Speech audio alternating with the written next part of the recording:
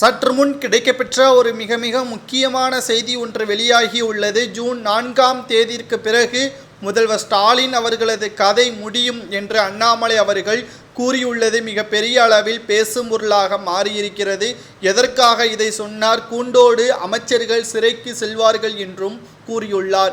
ஏற்கனவே செந்தில் பாலாஜி அவர்கள் புழல் சிறையில் அடைக்கப்படுவார் என்று அண்ணாமலை அவர்கள் கூறுவது அப்படியே நடந்துவிட்டது. காரணம், சட்டத்திற்கு விரோதமாக பண பரிவர்த்தனை செய்ததன் காரணமாக கடந்த ஆண்டு ஜூன் மாதம் 14ஆம் தேதி இரவோடு இரவாக கைது செய்யப்பட்ட செந்தில் பாலாஜி அவர்கள் 9 மாதங்கள் ஆகியும் இன்று வரை அவரால் ஜாமீனில் கூட வர முடியவில்லை.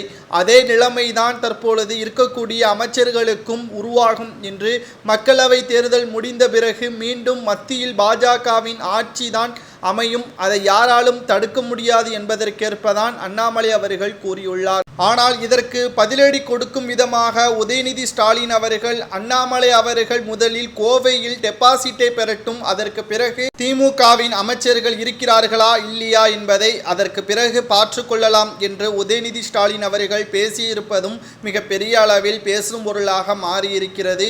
மிக பெரிய அளவில் திமுக 2021ஆம் ஆண்டு சொன்ன வாக்குறுதிகளை நிறைவேற்றியிருந்தாலே இந்த மக்களவை தேர்தலில் 39 தொகுதிகளிலும் வெற்றியடைந்திருக்கும். ஆனால் சொன்ன வாக்குறுதிகள் ஒன்று கூட காப்பாற்றாமல் அதற்கு அப்படியே ஆப்போசிட்டாக போதை, கஞ்சா, கள்ளச்சாராயம், கொலை, கொள்ளை சம்பவங்கள் தான் நாளுக்கு நாள் தமிழகத்தில் அதிகமாகி கொண்டிருக்கிறது.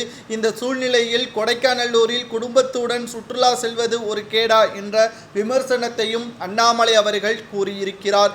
இதற்கான தக்க பதிலடிகளை ஜூன் 4ஆம் தேதி மக்கள் தெரிவிப்பார்கள் என்றும் ஒட்டுமொத்த திமுகவும் கூண்டோடு தங்களது பதவியை ராஜினாமா செய்யும் அளவிற்கு மக்கள் தீர்ப்பு இருக்கும் என்றும் அண்ணாமலை அவர்கள் கூறுவது சரியா என்பதை உங்களது கருத்துக்களை கமெண்ட் வாயிலாக மறக்காமல் கூறுங்கள். நன்றி, வணக்கம்.